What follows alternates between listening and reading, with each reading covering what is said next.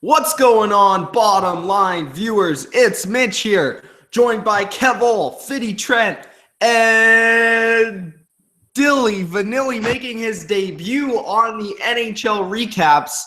We've added another perspective to our NHL panel. We have myself, the Penguins homer. We have a couple of Canadian homers.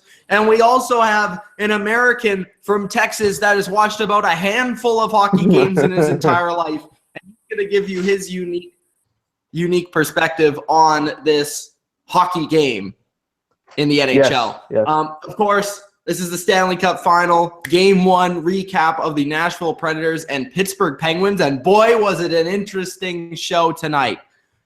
The Penguins, boom, boom, boom. 3-0 in the first period after a disallowed PK Subban goal from offside. We'll discuss that. Then one goal here for Nashville in the first period on a power play. Another goal on a power play. And then it's like, okay, it's 3-2. Still doesn't look, too bad right now. Penguins, no shots in 30 minutes. Then they scored the third one to tie it up 3-3. So we got ourselves a ball game at this point in time, and we're maybe looking at an absolute classic. But then we have Jake the Snake come back and boom, shake and bake right into the net. 4-3 for Jake Guentzel. And then you have 5-3 Nick Bonino with his, of course, empty netter, which was his second of the game, where, in fact, his first goal, he didn't even mean to shoot at the net. But he ended up getting 2, and that's the way Nick Bonino rolls. So it was 5-3 final for the Pittsburgh Penguins over the Nashville Predators in a wacky hockey game that we will discuss. But before we do discuss it, I need to ask these fine gentlemen what you guys, and also the people in the comment section watching this live or watching this after the fact, what did you guys think of game number 1 of the Stanley Cup Finals in 2017? Kev, Trent, Dylan. We'll start with Kev and we'll go across. Well, I am not going to give any compliments to the Pittsburgh Penguins at all. I don't think that they in any way deserve to win this game. The only reason they won this game was because Pekka Rinne was awful. You went 40 minutes without a shot on goal. That's right, folks. 40 minutes without a shot on goal. Nashville completely dominated this game. It was 5 minutes left in the game when you finally got the double digits in shot. You had no business winning this game, but there'll be a guest that will explain this a little bit later about why you won. But this was a game that I think the Predators will kick themselves for get away. They had no business winning this game. So, but hey, good on them for doing that. Well said there, Kev. I mean, I go completely with you. I have to say this. I mean, honestly, Pittsburgh, during that first period, I thought, yes, this was the Pittsburgh Penguins that we all thought that we would get to see. The dominating Pittsburgh Penguins. They really looked like they were going to take control of this game, especially with the first goal coming from Evgeni Malkin, assisted from Sidney Crosby. I mean, the two guys that we were talking about, the X factor that we were talking about yesterday, would these guys show up? Yes, they did. Crosby with 2 big assists in the first period, and Evgeni Malkin, of course, starting it off. So, of course, we thought, yes, this would be the difference maker. But after that, I'm completely with you there, Kev. What happened with the Pittsburgh Penguins? They were nowhere to be found at all. They were outshot. They were out-hit. They were out-blocked. Overall, yeah, Pekka Rinne, he had an off game. Matt Murray, did he play fantastic? No, I would not say this was the best Matt Murray performance that we've ever seen, with a .885 save percentage, only making 23 saves. But overall, the Pittsburgh Penguins, they were able to do it when it mattered, and that was during the first period because they needed to start out quickly. They needed to win faceoffs, like Mitch said, which is what they did. And by the end of it, they needed to win this game, as you said in the preview there, Kev. And overall, they won it. No matter how they did it, they did win the game, and they now have a 1-0 series lead. Dilly, what did you think? So this is not going to be as informed as everybody else here, but I'll try my best. I'm filming in a random closet because my room just does not support light at the moment. They tried to not see me win and get on this first recap, but I had to be. So here's what I thought. I thought Nashville, they looked pretty good. They were out there getting hot, and then the Subban goal got cut off. They said it was offsides. I don't know. I thought it was a good goal, but I don't have good eyes. I had contacts, so whatever. The game kept going. Pittsburgh scored the first 3 goals, 3-0. I'm like, not a good game to come on the recaps for. And then the catfish incident, I'm just throwing that out there, changed the game completely. I put that out there on the DMs. And then 3-3 real quick in the third. I was like, whew, it's getting quick. But I don't know who the announcers are. I'm not into that yet. But as they said at the very end, it doesn't matter how many shots you take, boys. It's how many goals you score. They scored 5 goals on 12 shots. I think that's a win. They didn't play the best hockey in the world, but this is a dominant Pittsburgh team that has more what's the word? They have played more in these type of games than Nashville has. We kind of saw that before.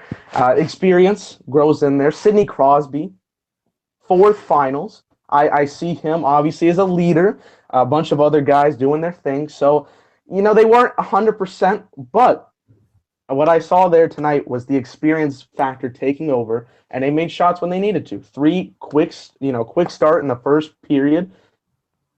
It's not a dominant win. It's not the best win, but it is a win. Nashville, you better get your head out of your ass because you blocked 37 minutes and 9 seconds and not giving up a shot and then still losing by 2. I'm not a fan of that. So game 2, it'll be interesting to see how that changes.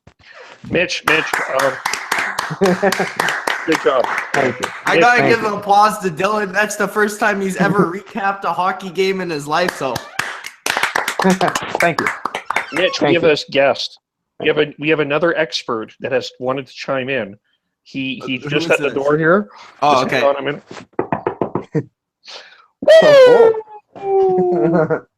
To be the man, you have to beat the man.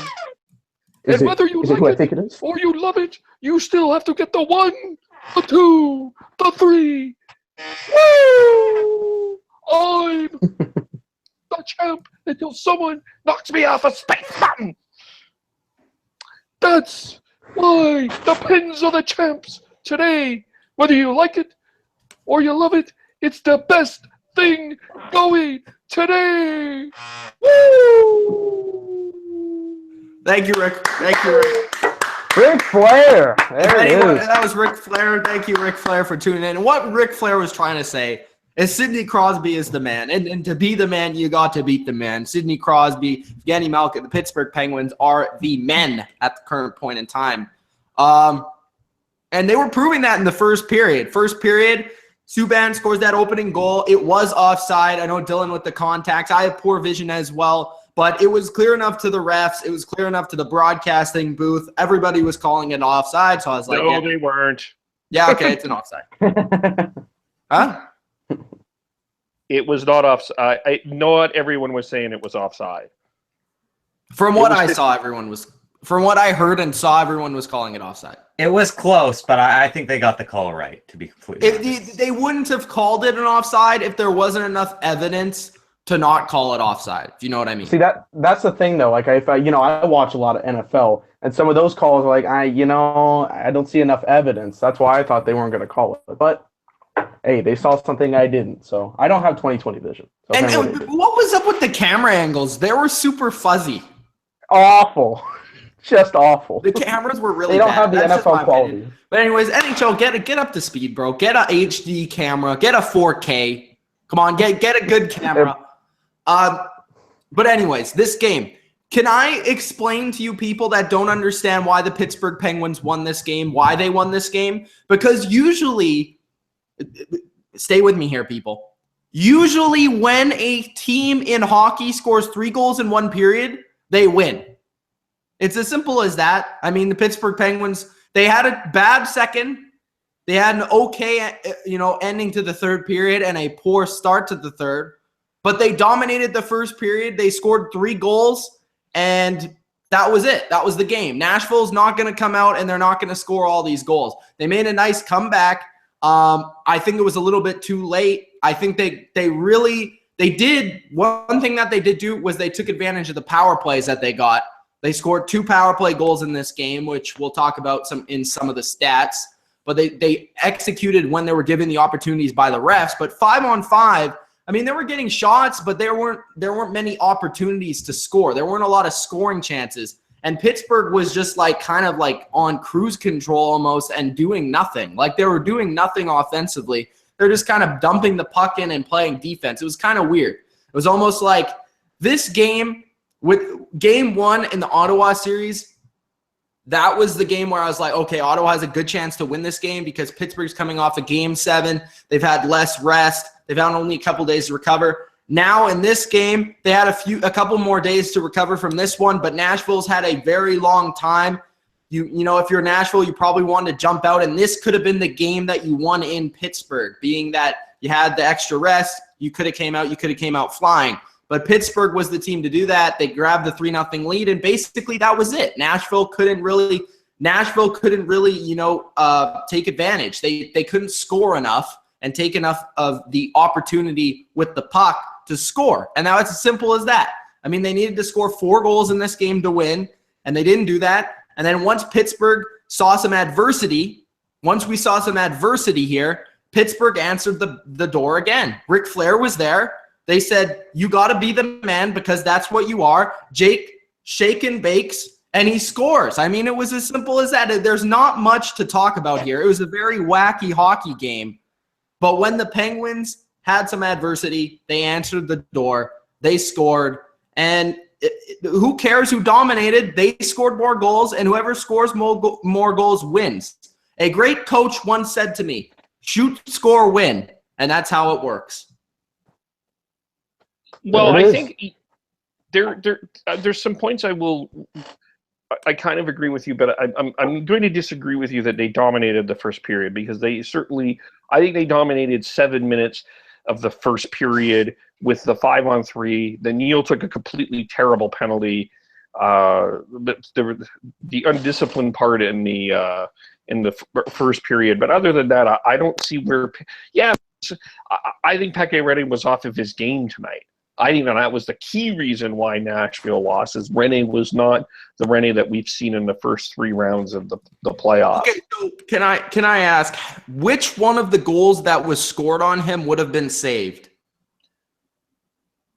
Well, there was basically 2 goals that were in an empty net because he wasn't in the net because it was an easy goal. And then there was a Malkin shot. Well, that's a great goal scorer. I mean, maybe he could have saved that, but that you could say that on the other side of things, Murray could have maybe saved one of those power play point shots. So which one? Jake's was a snipe near side. Like, which goal would he have saved? That was a great goal. I didn't think Rinne played great. Don't get me wrong. But I'm just saying you have to look at the goals individually, and which one, like the Shiri one, there was like no chance in hell. The Bonino one, he had no idea that it hit his defenseman and went in the net. Like, that was a lucky bounce for sure. That was a lucky bounce. So I'm not gonna. That's not Rennie's fault. I mean, I'm not going to sit here and analyze every single one of the goals, but the point is 4 goals on 11 shots. You need better saves somehow. And I'm not saying that Rinne had to be more spectacular. But like what? Where? Like, you're like getting these saves out of thin air. Where are they going to save these pucks? My point, and Trent will back me up, is 4 goals on 11 shots isn't great. Statistically, that's not good. But the Penguins did. If anyone's seen the Penguins play for a large majority of time, they can do that in games. They did that in the Columbus series, where Columbus consistently outshot them, but the Penguins would just go on a streak of like 5 minutes and score like 2-3 goals in like 5 minutes because they're a quick strike offense. That's why I said in the preview that Nashville is facing an offensive force that they have not yet faced. I agree with you on that, but I just think I think sometimes in Stanley Cup Final and Stanley Cup playoff hockey and in any playoff Super Bowl, to point to Dylan in his Cowboy jersey, or basketball, you got to come up spectacular. And Rinne wasn't in no way was spectacular. And I think that's I think that's where the Preds were let down. Go ahead, Dylan. What I was going to say is, for me, what I saw is that Pittsburgh needs to be fast. And again, this is from a guy that doesn't watch hockey all that much. Only watched a handful of games. But when they were playing fast, when they were getting out there and making goals, making good passes to each other, and Malkin with a good goal and whatnot, when Crosby made that incredible pass and set up for the assist for that incredible side goal, I was liking that kind of action. That's what they need to be, because this Nashville team is young. They want to get out there and improve. And of course, I mean, only 11 shots basically. Let's not count the empty netter. It's impressive to only give up, but at the end of the day, a loss is a loss. So if Nashville's going to have to do something next time to get better, and I mean, it's game 2. I hope for them that they can steal one from Pittsburgh at their home, but it's interesting to see how both of these teams matched up coming in. Pittsburgh is a very clutch team, and I completely agree with you there, Mitch, that as I said, like a little bit like before the game, like while I was describing like what I saw during the game, Pittsburgh is that team that when they need to score, they can score. But it's the kind of thing where going and moving forward in this series, Pekka Rinne realistically is not going to let in 4 goals on 11 shots again, even if they are those kinds of great shots that they had. You know, Pekka Rinne, yes, he had an off game. The Pittsburgh Penguins, they need to get more offense nevertheless. I mean, yes, so they Trent, won I'll this ask game. this question. Will the Penguins have only 11 shots in another game? No, and they don't, and that's the thing. They need to fix that. They need to get more shots in the next game because... But do you guys think that there might have been a factor of being up 3-0 for a reason why they didn't get shots?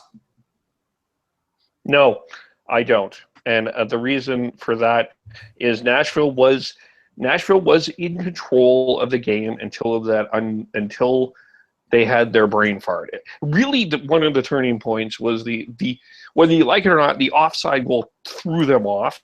The call threw them off. Clearly, you can see that. There was the 5-on-3 they didn't kill, and then that stupid bounce. So for like the last 7 minutes of the first period, they were off, but they got back on their game pretty quick back in the second period, and they took control. To me, but also Nashville scored 2 goals on the power play. Yeah, are they going to have to rely on their power play the entire series to score goals? You are going to have to rely on every single thing that you can to win a series. So I wouldn't be assuming that Nashville's power play is not going to get another 2. Just as much as I wouldn't be. Well, they might, but I mean, I get 11 shots. As many shots that Pittsburgh didn't have. I don't remember a point in time where Nashville was just all over them and absolutely dominating. It just was I felt like the second period, especially, was just very flat. Like it was just kind of boring. There weren't a lot of opportunities in the game. I feel like Nashville did good for a second period, but again, 1 goal to back it up. It's not going to be much for them. Like they have to be able to capitalize on good hockey. That's how it is. So I don't know. Maybe Nashville exactly. Has to come up with it's the ability to capitalize, which I think that's why Nashville didn't win this game, because they weren't able to capitalize on those shots and on that possession that they did have in this game. Fair enough, but I think what Trent is trying to say is Pittsburgh needs to play better in order to ensure that they have a better chance of winning.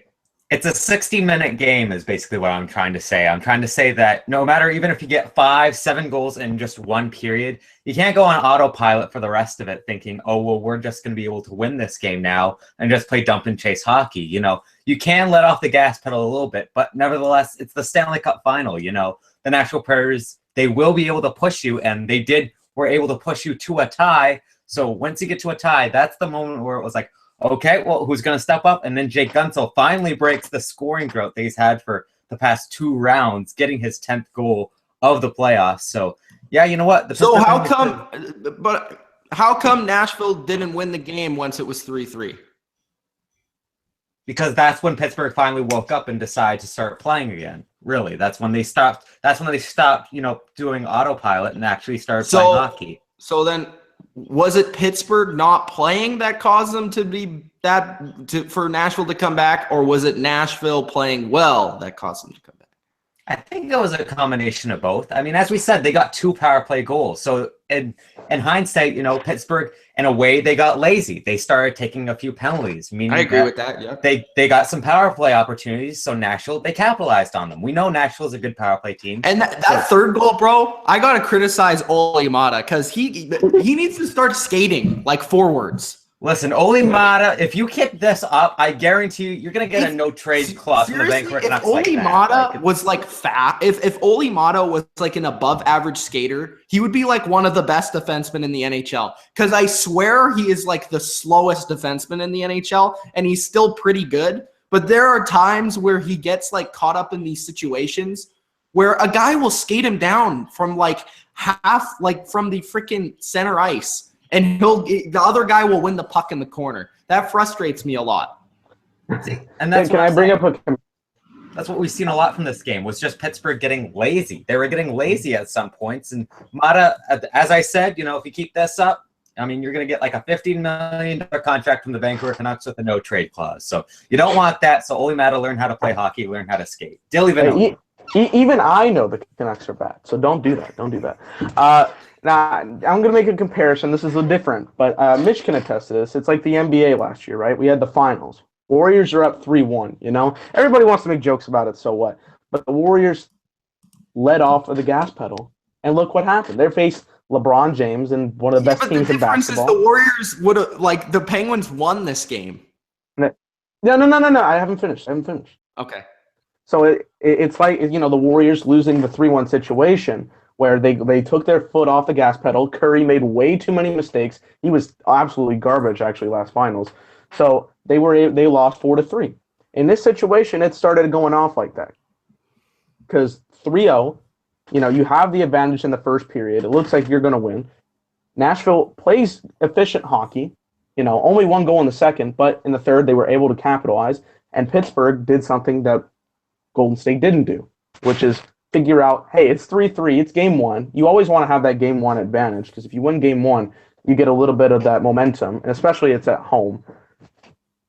Go out there, make good goals, and that's how they were able to win. So the thing is that you can't let your foot off the gas pedal. You need to keep going. And I understand that. Pittsburgh played bad, but they won the game. And I'd just like to go back to... But I am putting that out there. Dylan, I would like to say this. I would like you guys to go online and Google how many times a team has scored 3 goals in the Stanley Cup Final in 1 period and lost the game. Probably not very many. But probably not very many. Of this playoffs throughout the whole time of this has been the amount of comebacks from 3-0 that has happened. Anaheim did it to Edmonton in Game 5 in the second round. We had there's been a number of these. So I think the point is no lead is safe. 3-0, 2-0. They're dangerous leads right now. So you can't necessarily you can't sit back anymore. Like this whole idea of sitting back and just hanging in there at 3-0, 4-0 and thinking that your lead is safe. I mean, no one said that the Stanley Cup Final was going to be easy for Pittsburgh. A lot of people were picking Nashville. Well, we did not pick Nashville, but I think to me the other thing I want to bring up about the Predators, that I think you and I will disagree on this, because you're assuming that people have this hate on for Pittsburgh. I don't think that people have a hate on for Pittsburgh. I don't think it's hate. I just think it's like we don't want to see them win again. We want something different, kind of feel. That's my whole Twitter feed, basically. Nashville is playing, and the way that the crowd and their fans are getting involved, I think people are starting to admire this franchise and what they've become.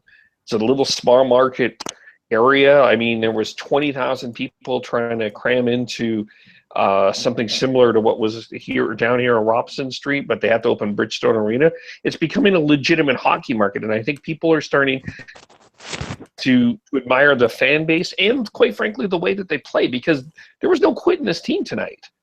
There would have been a lot of teams at 3-0 would have said, you know what, okay, it's game 1. We just need to regroup, and they just kept to their game. They didn't change much. There's a lot of tenacity. I understand what you're trying to say, but at 3-3, when everything's going your way, there is a point where you need to score that goal. And I if think they that they do, were playing for overtime. That's not a good idea. it's not a good idea, especially against. That's an NHL strategy. But how is that a strategy? If you're going to go, it's like going. It's like the Cowboys. You know, we went 28-3 against Green Bay, got it 28-28, and we lost. You can't just go to overtime expect to win. It's not going to work. Feel that way. It's the NHL has a different strategy. I understand. It's just they were at a point where they had the game in their hands, and Pittsburgh took it away from them again. With Pittsburgh, are we going to credit Nashville for this amazing comeback when they failed to come back? I'm not crediting Nashville for the victory. I'm saying that Nashville played I'm saying that Nashville, like, if this is a points thing, what the heck? How did that happen? Hang on here. I think that Nashville played a tenacious game, and I admire. I thought that in terms of if we're going to give this on points, I'm giving it to Nashville, but we can't give it on points, as Ric Flair pointed out. It's the one that gets the 1, 2, 3, and that's Pittsburgh. Nashville deserves the credit for getting some kind of momentum to try to come back, and hopefully this is like, okay, we have game 2. We know what we have. We know our strong suits. But at the end of the day, they lost game 1. We'll see where it goes from there. It all depends on where Nashville wants to take this game, because we clearly saw they can play good hockey. They just weren't able to be efficient at when it mattered. So. Okay, put that out let's there. look at some of the stats in the game. Obviously, it was 5-3 for Pittsburgh. Goal scorers, Sissons, Gaudreau, and Ellis for Nashville. Pittsburgh, Bonino for 2, Sheary, Malkin, and Guentzel. Crosby had 2 assists in the game. Did anyone else have 2 assists? I don't think anyone else had 2 assists. Subban had an assist. Josi had an assist. Fisher. Kunitz had 2 assists. Okay, Kunitz got 2 assists. Oh, on the empty net, yeah. On the empty net, he got 1, and on the second marker from Sheary, he got an assist. And Mike Fisher got his first 2 points of the playoffs, so that's good for him. Penalty-wise, there was 2 for Nashville in the first, 2 for Pittsburgh in the second, and 1 each in the third. I thought the reffing was pretty borderline. I think they missed a lot of calls. At one point, Brian Russ got hit in the face and was bleeding, and they didn't call anything. There was a couple times where Olimata, again, was holding people's sticks, and they never did anything about that.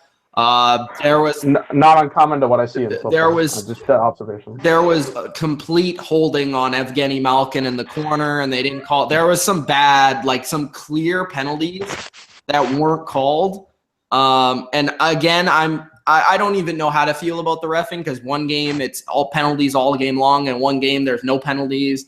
I don't think there's going to be many penalties called, and that's just the way it is. But how long are we going to go before, this game just gets out of hand, where it's like clutching and grabbing is the way to win games? Like it's kind of getting a little bit ridiculous at this point. How do you guys feel about the reffing tonight and throughout the playoffs, really?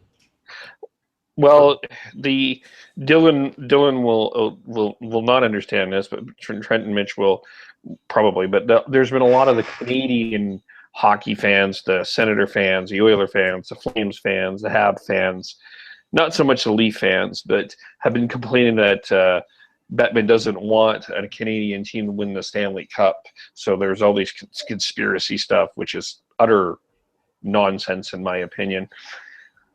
I don't think the reffing has been consistent. I don't think the video replay has been consistent. I'm actually would be so bold as I think they actually need to scrap video replay. I think it's complete nonsense.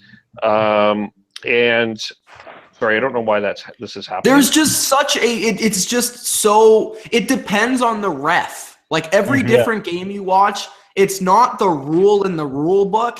It's who's the ref today? Like you have to figure it out over the first 10 minutes to the first period to actually figure out, okay, is holding the stick going to be called today? Is the cross check in the back going to be called today? What is going to be called other than high stick? The only consistency I've seen really is high stick, and they even didn't call that on Brian Russ, who was bleeding.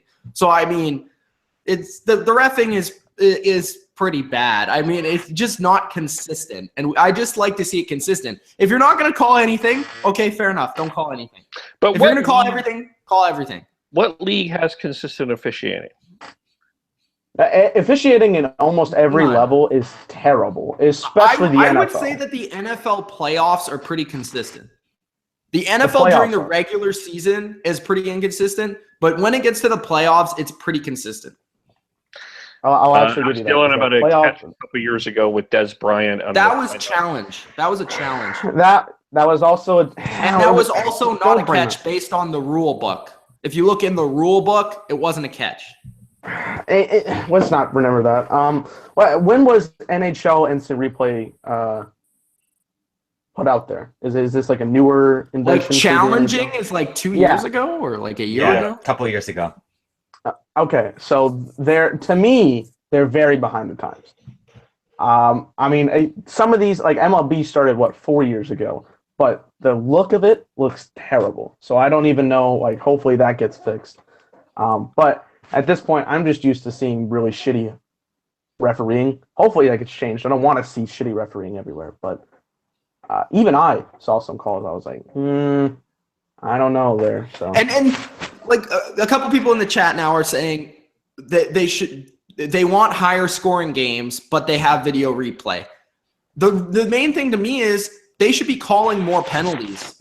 They should be stopping the clutching and grabbing if they want more goals. Because you're going to let people freaking destroy Crosby in front of the net or hold Malkin, bear hug him in the corner. Your star players are producing less goals and less points. Part of the reason is because players are allowed to get away with more things nowadays. It's just back in the 80s, they had the big nets and the no pads to score goals. Now the goalies are great. The goalies have pads. You got to deal with the freaking trap. You don't have the Gretzky rules, as Trent would say. And you have to deal with the freaking the scrums and the grabbing and the holding the sticks and the call it, and then you'll get more goals. How do you feel about that, Trent?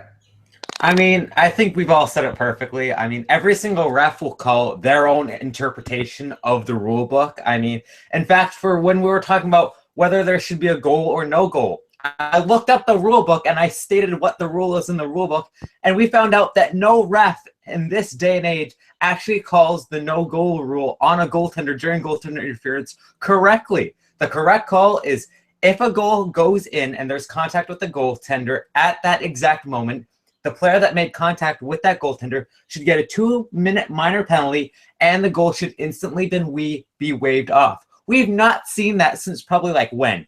2003, 2004, since someone's gotten a goaltender interference call for making contact with the goalie when a goal goes in. Usually they just wave it off and go, okay, back to resuming play. That's not in the rules. The rules dictate that you should get a 2-minute minor penalty. So yeah, it dictates on who the ref is, how they're feeling this day, and who are the teams that are playing.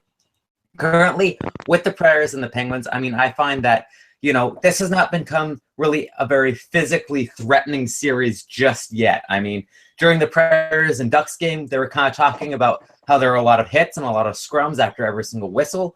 This year, however, this first game, there's really been nothing too threatening. Yes, you see the odd little scrum, but you don't see any real face washing. You don't see anyone really wanting to drop the gloves just yet. So maybe if we see more of that, then the refs will start picking up calling some penalties. But that's not my concern, though, Trent. My concern is in the corner while the play is happening, we have holding the jersey and grabbing the guy with one arm. And you're never going to see those penalties called, though. That's just the thing. They should call them, is my point. If they want more goals, they should be called. That's my point. Okay. All right. Let's get to the stats of some of the players we thought played well for Nashville, Pittsburgh. Starting off with the winning team, as we always do. Bonino, of course, had the 2 goals. I thought he had an okay game. Showed up a little bit more offensively, of course. Did his role, though. He was the penalty killer, a block, a hit, a couple shots on goal. Decent day in the faceoff dot, couple goals. I thought Crosby had a really good first period, and that was part of the reason why they came out with the 3-0 lead. Had 2 assists, made an amazing pass that I still don't know how he made that pass to Kunitz. Then Kunitz passed it over to Sherry. That line, I think, was good pretty much the whole game. Like, even in the second period when the Penguins weren't exactly at their best, I still thought the Crosby, Kunitz, and Sheary line more than any was effective. Crosby had a pretty good day in the faceoff dot with 16 wins and 11 losses. Kunitz had 4 hits, a shot on goal, and 2 assists in this game. Sheary had a goal. Guentzel had that game winner, which is huge for him because he was on a huge slide goal scoring wise. So maybe he'll score a couple more goals now that he gained some more confidence. Malkin had a goal, had a penalty, which I thought was pretty lazy of him. I thought all the Penguins penalties were pretty bad. The Cole one was bad. The Malkin one was pretty bad. Mata's, of course. I just think Mata had a bad game overall. Hainsey, too, I didn't think had a great game. He was a +2 in this game, but I think he made a couple of bad passes and giveaways. Who else do I want to comment on? The rest of the people, I thought Daly was fine. Dumoulin was fine. Cullen was okay. Rust was okay. Wilson maybe could have been a little bit more effective. Did have 6 hits, though. Rowney had 6 hits, but was constantly getting knocked off the puck, which was annoying. But I thought the Penguins, for the most part, the only players that I thought played poorly was really Hainsey and Mata, like really bad. Obviously, they didn't play good for large stretches of this game, but I thought that some of the players did have pretty good performances. And also Matt Murray, I would say, wasn't his best game. I thought he could have saved maybe a couple of those shots, but I understand that they were screened. It just looked like he maybe could have had them.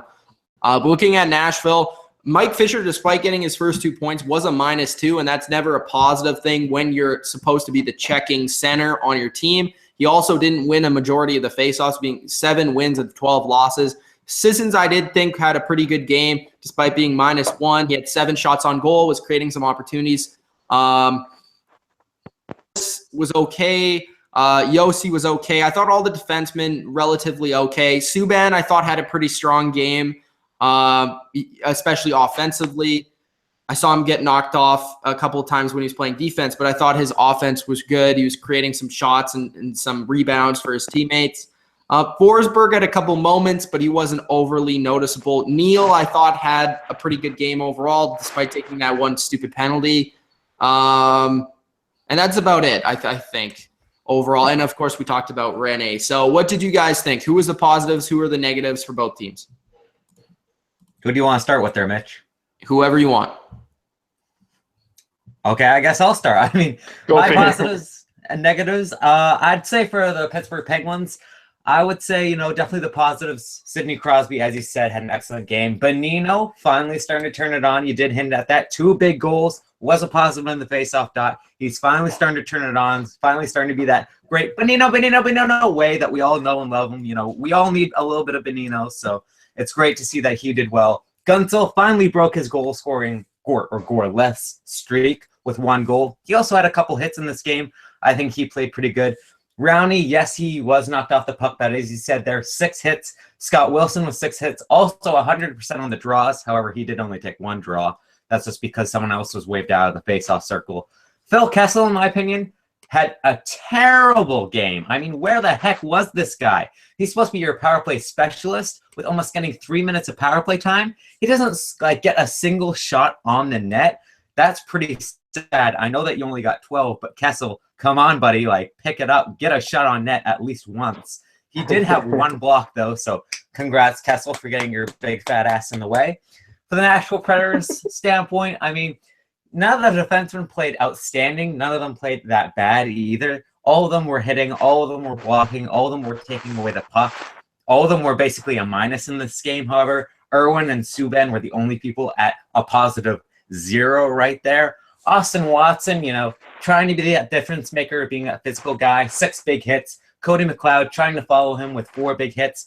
But it just wasn't enough, as basically everyone was a minus on Nashville's team, except for the people who got 0s. And that was Frederick Gaudreau, rather. Johnny's younger brother that's less talented. Austin Watson, Cody McLeod, and Fiddler on the Roof. And we all know how Rinne played. So overall, not the best game for Nashville, but it'll be interesting to see how they play game 2 because they were able to tie it. So maybe they'll have a little bit more confidence. As I said, Rinne, we're not going to see another really bad game like this again from him. He's going to be able to play excellent the next game. I definitely see a bounce-back game for Rinne and also Murray. Murray, as we said, did not play the best. How about you guys? I can go next. For Pittsburgh, I thought Daly was good. Probably had the strong game. Chris Kunitz had a quiet 4 hits. Was physical all around. There wasn't a lot of Pittsburgh that I really liked, but those were 2 guys.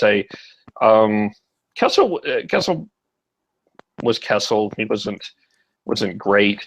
There wasn't really Kessel was Kessel. Kessel was Kessel today. He wasn't great. He was just himself.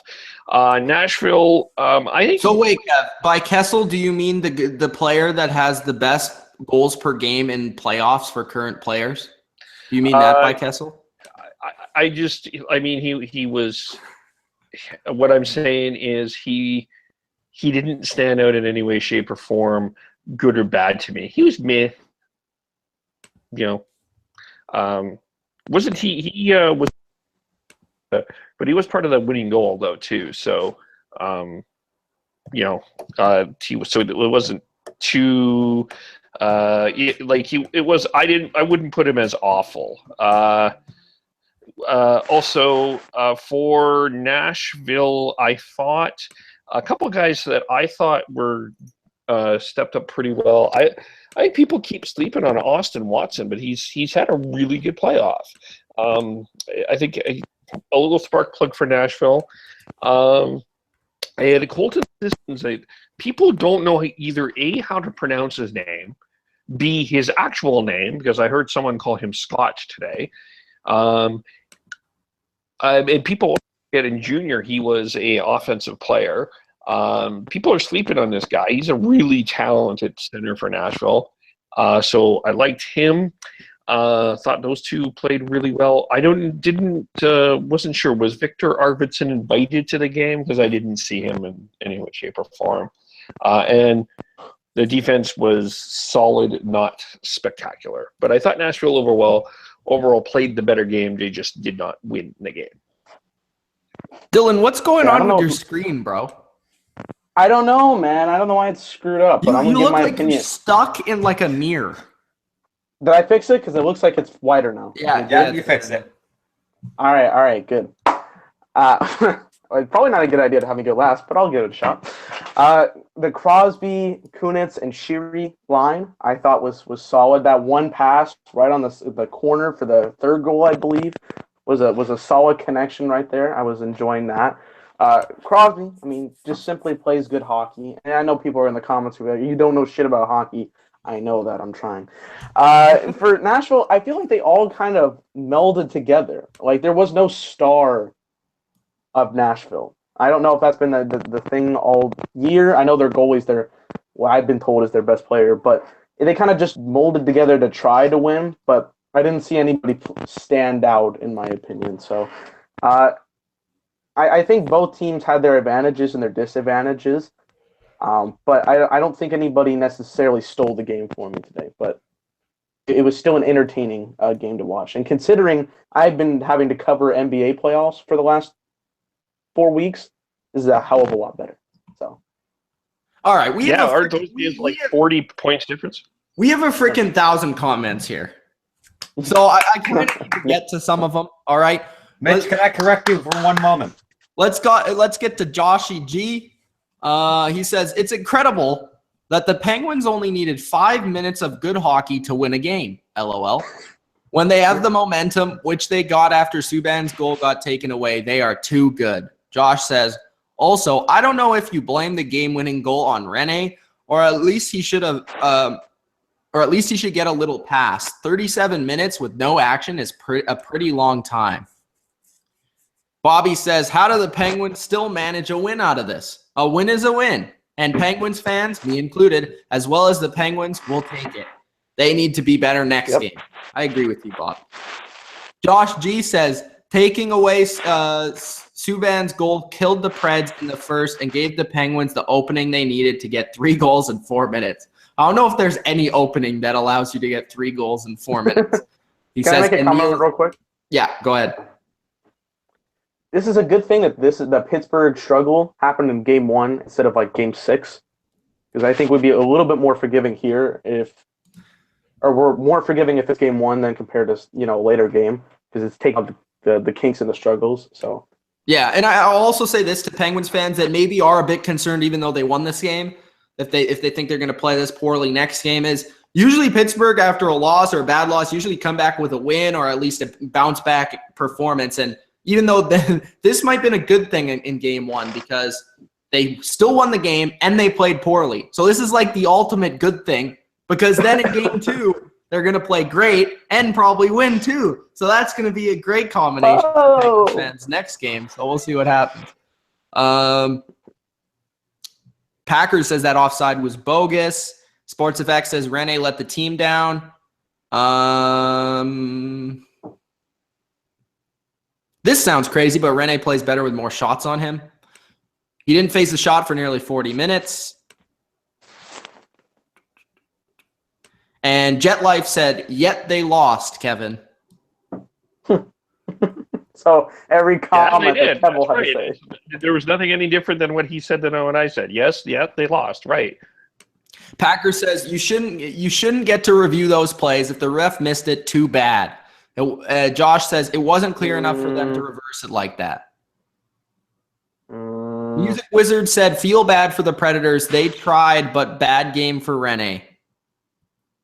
Kyle G says one was an own goal and one was an empty net. Luck is luck. Jet Life says the Penguins can always make a goalie look bad.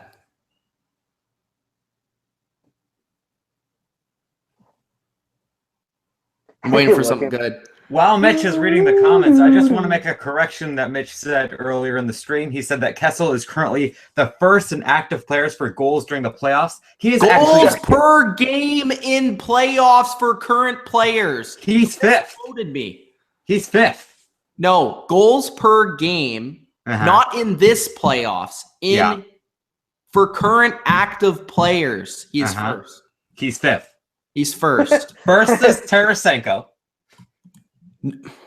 That doesn't count. He hasn't played enough games. What do you mean that doesn't count? You need to play enough a certain amount of games. He's played like 5 less games than Kessel. Okay, what are you basing this on though? What website? It's a website called quanthockey.com, and you look up the goals per game ratio on the playoffs. Tarasenko is first, then Ovechkin. Is this career? Yes, like playoff career. Then it goes Ovechkin, then Kucherov, then it goes Jerome McGinley, and then Phil Kessel. No, I've heard that it's Kessel multiple times. I'm looking at the stats right here, man. Your stats are incorrect. Fake news. Fake. I'm not saying you are. This is awesome. I'm not saying you're wrong, Fitty. We'll argue it there. Music Wizard said, hopefully, hopefully Nashville will learn from their mistakes on this game one and play better in game two. By the way, Trent, even if he's first or fifth, it doesn't really matter. My point was that you guys make Kessel sound like he's a bad player when he's a great player. Kessel sucks. And it's like, you guys are just hilarious. He has one more Stanley Cup than this. There are times that Phil Kessel, Kessel reminds me. Phil Kessel reminds me of Kent Nielsen. The guy is talented. I'm not going to dispute his talent. I just think that there are days he doesn't show up as much as he could. Kevin, I have a legitimate question. This is a question. I don't know the answer to this, so this is why I'm asking it. Do you have as much contempt for the Penguins as you do the Steelers, or is this just a? No, Ben is a special breed for me. But by the way, amazing he didn't limp tonight. That was amazing. Hey, bro, he cheered them on and they pulled it out of there. I admired that. Like he was able to do that. I was actually going to do this to Ben. I was going to applaud the power of him able to stand on his own 2 feet without like feeling like he had to be tough for everyone. Oh wow. Hey, maybe he comes out there tomorrow and says, I can't be out there for game 2 because I was walking on the ice and I fell. Yeah. I walked a funny way and then I have to limp. Yeah. You never know with him. Yeah, sprint.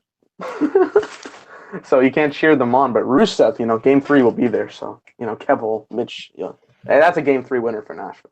Yeah.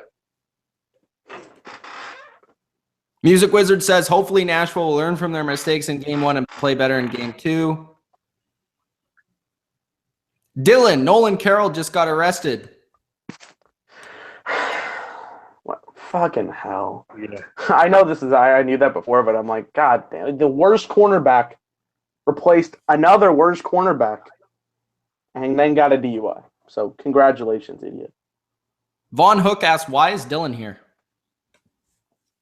Especially guessing on... Hey. Hey, I try. Dylan knows more about hockey than I do, all right? So don't give him any snuff, all right? Clearly, I don't know anything about this. All fake news that I'm saying. Hey, I will tell you, I did learn a fact tonight. This is the first Stanley Cup with 2 American-born head coaches, okay? So I learned that, and I swing out there and I put it out there. I don't know why, but I saw that at the beginning. SportsFX says, Mitch, do you agree with this for the expansion draft? The Pens protecting Sid, Malkin, Kessel, Sheary, Horny, Guentzel, Rust for forwards, Letang, Dumoulin, and Schultz for defense, and Murray for goalie. I think so. I'd have to look closer at that, but I think so. That sounds accurate to me. Arian says, yes, Kessel, the best. Von Hook says, hi, Mitch. Arian says, let's just hope that your analysis of players is better than your analysis of storylines, Kev. That was kind of funny. I'm a better writer and Mitch and Dylan will back me up on this. I'm a better writer than what they are currently writing on Raw right now. I will 100% back and say that. My 5-year-old cousin that doesn't walk, like he's very struggling to walk, that can write better storylines than Raw. It's almost impossible to not write better storylines than Raw. All right, so that's about it for the live comments. If anyone has any other things to I'm proud that I got some hate bail today. I feel good. Everybody gets hate, Kessel. I'm gonna get last hate. Things? Let's wrap this up and give us our last impressions of this game and into game 2. Fitty? Oh, you want me? Okay, so my last impressions of this game was, good on the Penguins. You came up clutch when you needed to. You dominated that first period. I still believe it, even though that Kessel, he thinks that Nashville, they played excellent. I agree, Nashville, they did play excellent. Nashville, you should hold your heads high because you did play great for most of this game. Pekka Rinne, shake it off. It was one game. Don't get frustrated, Pekka Rinne, because when you get frustrated, that's when your team really starts losing games, and that's when it kind of becomes your fault. So it was one bad game. Shake it off. Everyone has them. Come back bigger and stronger for the next game. And Pittsburgh, you won the game. As Mitch said, you won the game when you sucked during this game. So if you can win a game when you play better, that's just going to build up your confidence even more. So both teams should come in with confidence for game 2, and it should be exciting. We should see another physical battle and another really great game. For me, I thought it was a good game overall. Pittsburgh, they struggled at times. It's going to be interesting to see how they bounce back in game 2, which is weird considering they won the game. How do you bounce back from a win? But we saw some struggles. For Nashville, they played well, but they weren't able to execute at the right moments. And that's going to be key in game 2 because, for me, Nashville has to steal one here at Pittsburgh for this to be a series worth, getting into. That's just my prediction. So I want to see if they can steal game 2 on Wednesday and then go home to Nashville for game 3 and provide something interesting. I won't be on here for game 2. I will be here for game 3. But I'm interested to watch the highlights and see if anything changes and if Nashville can squeak out a victory here. So good stuff so far. I can tell you it's a lot more interesting than what I'm having to watch here in the NBA stuff, but hopefully that changes soon. Thank you, Sting. For me, I was wondering for somebody to get that. Yeah. I thought you were bringing Bryce Harper, actually. You mean this one? You mean this guy? The Harper T-shirt? I thought you were going to go run and maybe throw a punch at someone today. I tried to. It didn't really work out. I tried to throw a helmet, too. That was bad. It would not work either. To me, I think both teams are going to have. It's going to be a series of adjustments. Pittsburgh's going to have to get more 11 shots. We will expect that they will do that. We will expect Pekka Rinne will be better. And it'll be an interesting game, too. As I said, I think one of the keys in this series is Pittsburgh cannot go to Nashville with a split. I think they need both. Because I'm looking at it as Nashville, because of that crowd, because of the intensity, because of the way that Nashville is encapsulated in the hockey, they've got 2 wins that they got there. So if you go in there 2-0, I think you're in better shape. I'm confused. Why didn't you pick 7 then? I said that Nashville will get 3 and 4, and I thought that Pittsburgh would wear them down by 5 and 6. Interesting. Because, well, we talked about the level, right? And as this series was going to go along, we're going to see a higher level of hockey. And probably I think Pittsburgh has that higher threshold than what Nashville has. Okay. All right. For me, of course, Nashville, you can take 2 things away from this, all right? Pittsburgh played like donkey poop for 2 periods and still won. And Nashville dominated and still lost. But I'll leave you with this last tweet. His name is Panda PSU. I just saw it on my Twitter timeline. The Penguins needed 4 minutes and 11 seconds to match the Blackhawks' total goals in their series with the Predators. All right, guys, thank you for joining us today on the Bottom Line View for the Game 1 recap between the Pittsburgh Penguins and the Nashville Predators. Again, the Pittsburgh Penguins win it 5-3 in a wacky one. We'll see you for Game 2 with a recap of that on Wednesday night. And coming up right next is the Raw review featuring myself and Dilly Vanilli. Anything quickly to plug, guys, before I hit this stop broadcast button? Yes, going to be interviewing a couple of people about the career of Jinder Mahal, the new SmackDown champion. He is actually from Calgary, and I know some people that did some work with him, so we're going to be doing that at some point this week. Also, on wrestling, I'm going to come up with a commentary on why it's time for wrestling to have an off season. I know my boy Kessel been wanting to do that for a long time. For myself, I won't be on for Game 2. I will be back on for Game 3. This is a busy week for me. I'm graduating, so I'm trying to put something out there. This Wednesday, thank you very much, Kessel. Thank you. This Wednesday, I will have a tail of the tape, Cavaliers versus Warriors 3. You know, the NBA playoffs have been poo, but we do know this is the series we've all been waiting for, as long as the NBA tells you what to watch. So I decided to come up with a talk about the legacy of LeBron. Where does Curry go from here? Is Durant going to win his first championship? We'll talk about that on Wednesday. And, stay tuned for these NHL Stanley Cup Finals, because it's going to, we're going to keep getting bigger and better. Dylan, the people want to know, are we doing GM tomorrow? Tomorrow, I think, is a pretty good time to do GM mode, if I do say so myself. All right, guys. On that note, thank you guys for joining us, and peace out.